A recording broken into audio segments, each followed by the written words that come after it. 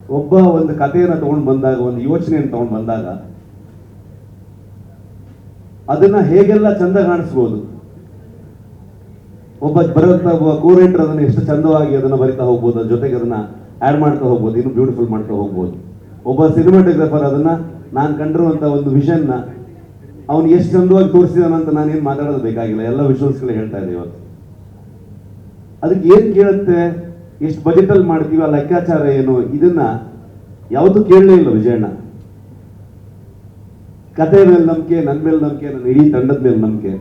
ನಾವ್ಯಾರು ಇವತ್ತು 3 ತಿಂಗಳಾಯ್ತು ನಾವ್ಯಾರು ಕರೆಕ್ಟಾಗಿ ಮಲಗಿದೆ, ಅಂದ್ರೆ 1 hour 2 hours. ಸುಮಾರು ಜನ ಡೈರೆಕ್ಷನ್ ಟೀಮ್ ಅವ್ರು ಆಗ್ಬೋದು, DOP ಆಗ್ಬೋದು, 38 hours 48 hours ಹಿಂಗೆ ಹೋಗ್ತಾ ಇದೆ ಕೆಲಸಗಳು.